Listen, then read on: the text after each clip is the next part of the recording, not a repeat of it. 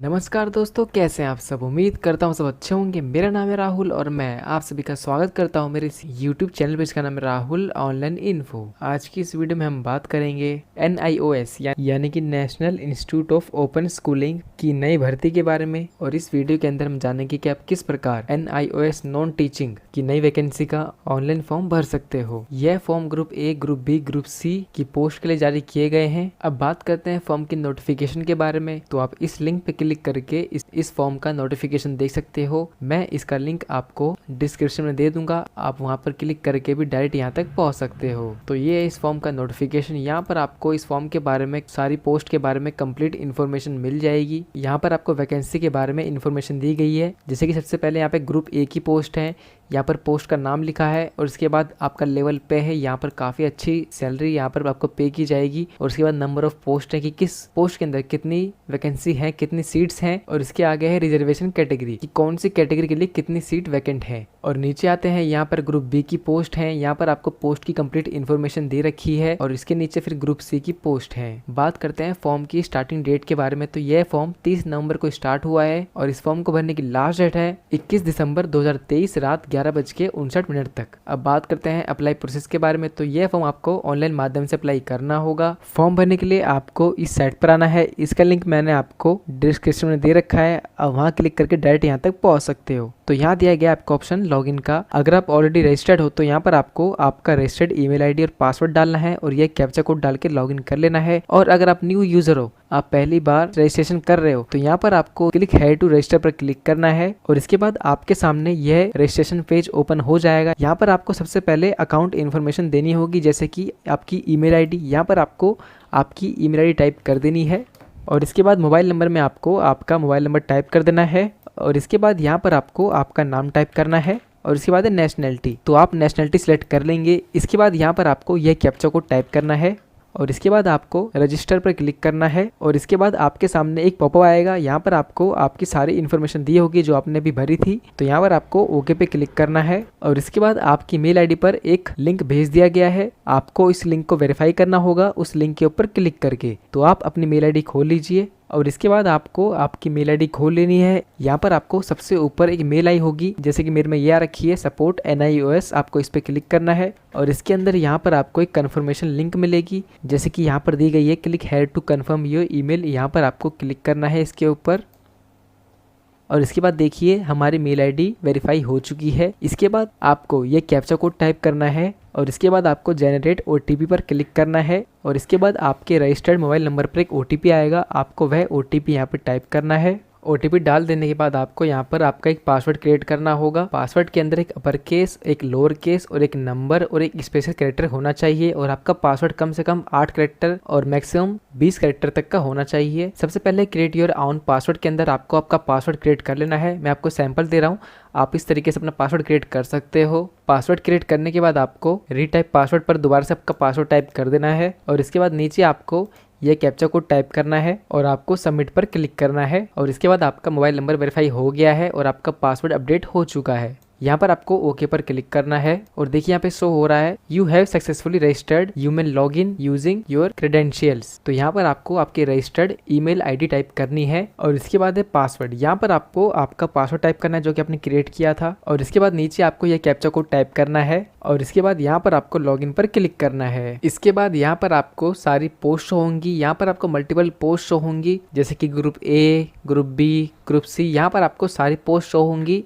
आप जिस भी पोस्ट के लिए अप्लाई करना चाहो आप कर सकते हो। तो मैं यहाँ पर अप्लाई करूंगा जूनियर असिस्टेंट के लिए। अप्लाई करने से पहले इस फॉर्म के बारे में जान लीजिए। इसके लिए आपको एसेंशियल एंड डिजायरेबल क्वालिफिकेशन पर क्लिक करना है और इसके बाद आपको इस फॉर्म की एसेंशियल क्वालिफिकेशन देखने को मिलेगी। तो आप इसे पढ़ सकते हो। आप जिस पोस्ट के लिए एलिजिबल हो आप उसके लिए अप्लाई कर सकते हो। तो यहाँ पर एसेंशियल क्वालिफिकेशन है 12th पास और साथ ही working on computer with the speed of not less than 6000 की डिप्रेशन पर आवर। और इसके बाद है रिजर्वेशन कैटेगरी। यहाँ पर दिया गया है कि किस कैटेगरी के लिए कितनी सीट वैकेंट है, आप इसे चेक कर सकते हो। तो चलिए अब अप्लाई कर लेते हैं।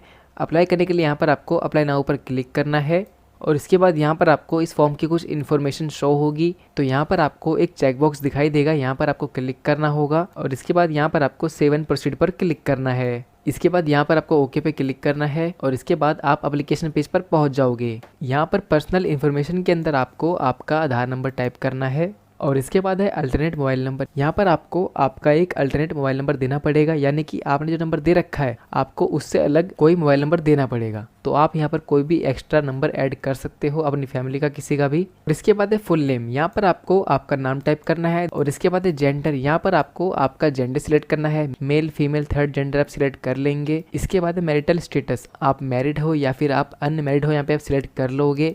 इसके बाद है मदर्स नेम। यहाँ पर आपको आपकी मम्मी जी का नाम फिल करना होगा। और इसके बाद है फादर्स नेम। यहाँ पर आप अपने पिताजी का नाम टाइप कर दीजिए। और इसके बाद है DOB। यहाँ पर आपको आपकी डेट ऑफ बर्थ टाइप करनी है। और इसके बाद यहाँ पर आपसे पूछा गया कि क्या आपने कंटिन्यूसली 3 साल तक सेंट्रल गवर्नमेंट की किसी पोस्ट पर काम किया है। तो यहाँ पर आपको अपने अकॉर्डिंग येस और नो पे सिलेक्ट करना होगा। तो यहाँ पर आपको 3 साल की कंटिन्यूस सर्विस का सर्टिफिकेट देना पड़ेगा। और अगर आपने सर्विस नहीं दी है तो यहाँ पर आप नो पे क्लिक कर दीजिए। और इसके बाद आपसे पूछा गया कि क्या आप NIS के परमानेंट एम्प्लॉय हो। तो अगर हैं तो येस पे क्लिक करेंगे और अपना सर्टिफिकेट अपलोड कर देंगे। और अगर नहीं है तो यहाँ पे आप नो पे क्लिक कर दीजिए। इसके बाद आपसे पूछा गया कि क्या आप इस फॉर्म में दी गई आयु में छूट का इस्तेमाल करना चाहते हैं या आपको एज में रिलैक्सेशन चाहिए। तो यहाँ पर आपको अपने अकॉर्डिंग येस और नो पे सिलेक्ट करना होगा। और इसके बाद आपसे पूछा गया कि क्या आप एक्स सर्विसमैन हैं।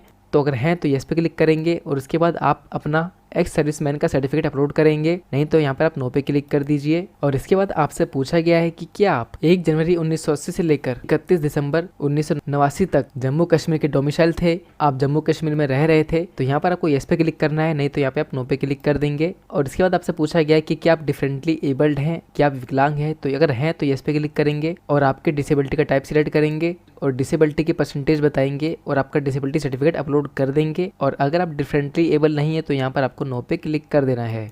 इसके बाद है कैटेगरी, कि आपकी कैटेगरी क्या है। आप जनरल हो, आप SC हो, ST हो, EWS कैटेगरी से हो, जनरल हो या फिर आप OBC NCL हो, यहाँ पे आप सिलेक्ट कर लोगे। इसके बाद अपलोड फोटोग्राफ और अपलोड सिग्नेचर। यहाँ पर आपको आपकी फोटोग्राफ और सिग्नेचर अपलोड करना होगा। तो बात करते हैं फोटो के साइज के बारे में। तो फोटो का साइज मैक्सिमम 100 KB तक होगा और आप ये फोटोग्राफ JPG, JPEG और PNG फॉर्मेट के अंदर अपलोड कर सकते हो। तो चलिए फोटोग्राफ अपलोड कर लेते हैं। इसके लिए आपको चूज फाइल पर क्लिक करना है और आपको आपकी फोटो सिलेक्ट कर लेनी है।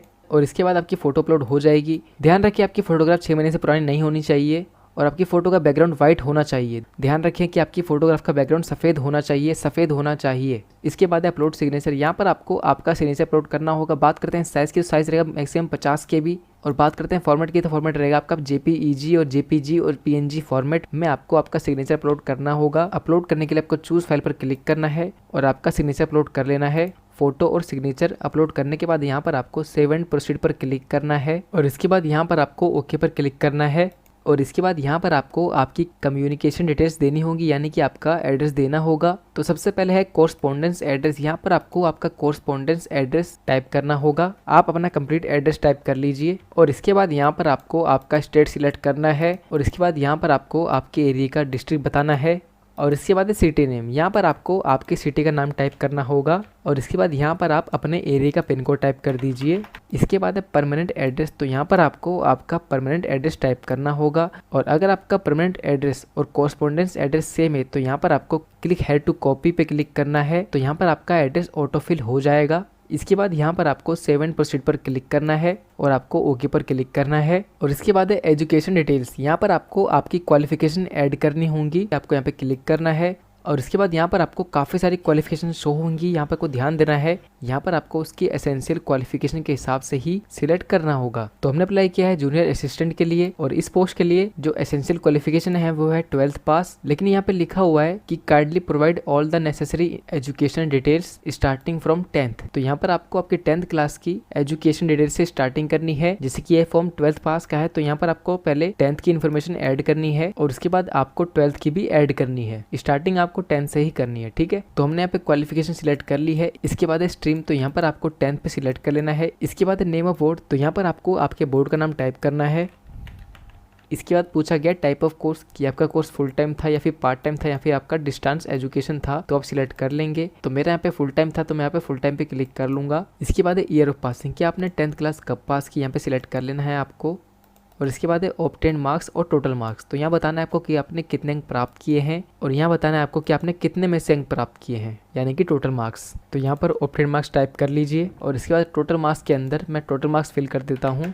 इसके बाद है परसेंटेज ऑब्टेन कि आपने कितनी परसेंटेज प्राप्त की है, यहाँ पे आपको टाइप करना है। इसके बाद है क्लास ऑब्टेन, तो यहाँ पर आपको नॉट एप्लीकेबल पर सिलेक्ट करना होगा। इसके बाद है क्वालिफिकेशन सर्टिफिकेट, तो यहाँ पर आपको आपकी 10th क्लास का सर्टिफिकेट या फिर मार्कशीट अपलोड करनी होगी, जिसका मैक्सिमम साइज 300 KB तक होना चाहिए और ये आपको PDF फाइल के अंदर अपलोड करना होगा। तो आप अपलोड कर लीजिए। अपलोड करने के बाद आपको ऐड पर क्लिक करना है और इसके बाद यहाँ पर आपको ओके पे क्लिक करना है। तो देखिए नीचे यहाँ पर 10th क्लास की एजुकेशन क्वालिफिकेशन ऐड हो गई है। आपको इसी प्रकार 12th की भी एजुकेशन क्वालिफिकेशन ऐड करनी है। ध्यान रखिए, आप जिस पोस्ट के लिए अप्लाई करोगे आपको उसकी ही क्वालिफिकेशन ऐड करनी है। मैं आपको एक सैंपल दिखा रहा हूँ करके। तो चलिए 12th की क्वालिफिकेशन ऐड कर लेते हैं। यहाँ पर आपको स्ट्रीम बतानी है कि आपकी स्ट्रीम कौन सी थी। तो यहाँ पर आपको बताना है आपकी साइंस थी या फिर अदर थी। तो मेरी आर्ट्स थी, तो मैं यहाँ पर अदर पे क्लिक कर दूंगा। इसके बाद नेम ऑफ बोर्ड कि आपका बोर्ड कौन सा था आप टाइप कर लेंगे। इसके बाद है टाइप ऑफ कोर्स कि आपका कोर्स फुल टाइम था या फिर पार्ट टाइम था या फिर आपका डिस्टेंस एजुकेशन था, आप सिलेक्ट कर लेंगे। इसके बाद है ईयर ऑफ पासिंग कि आपने 12th क्लास कब पास की, यहाँ पे आप सिलेक्ट कर लीजिए। इसके बाद है ऑब्टेन मार्क्स, तो यहाँ पर आपको आपके ऑब्टेन मार्क्स फिल करने हैं और इसके बाद यहाँ पर आपको आपके टोटल मार्क्स फिल करना है और इसके बाद यहाँ पर आपको आपकी परसेंटेज टाइप करनी है। इसके बाद है क्लास ऑब्टेन, तो यहाँ पर आपको नॉट एप्लीकेबल शो होगा, आप इस पर क्लिक कर दीजिए और इसके बाद क्वालिफिकेशन सर्टिफिकेट के अंदर आपको आपकी 12th क्लास का सर्टिफिकेट या फिर मार्कशीट अपलोड करनी होगी। आप अपलोड कर लीजिए। अपलोड करने के बाद आपको ऐड पर क्लिक करना है और आपको ओके पर क्लिक करना है। तो देखिए यहाँ पर हमारी 10th और 12th दोनों की इन्फॉर्मेशन ऐड हो गई है। आप व्यू पर क्लिक करके चेक कर सकते हैं कि आपने डॉक्यूमेंट ठीक लगाए हैं या फिर नहीं लगाए हैं। और इसके बाद यहाँ पर आपको डिक्लेरेशन पर क्लिक करना होगा और आपको सेव एंड प्रोसीड पर क्लिक करना है। इसके बाद यहाँ पर आपको एक्सपीरियंस की इन्फॉर्मेशन ऐड करनी होगी। तो देखिए जिस पोस्ट के लिए मैंने अप्लाई किया है उसके अंदर एसेंशियल क्वालिफिकेशन के अंदर एक्सपीरियंस नहीं मांगा है, लेकिन अगर आपके पास एक्सपीरियंस है तो यहाँ पर आपको आपकी एक्सपीरियंस की इन्फॉर्मेशन ऐड कर देनी है। मेरे पास नहीं है तो मैं यहाँ पर स्किप पे क्लिक कर दूंगा। इसके बाद एग्जामिनेशन सिटी प्रायोरिटी, तो यहाँ पर आपको आपके एग्जाम के 3 प्रेफरेंस चुनने होंगे, सिटी प्रेफरेंस चुनने होंगे, तो आप सिलेक्ट कर लीजिए अपने अकॉर्डिंग।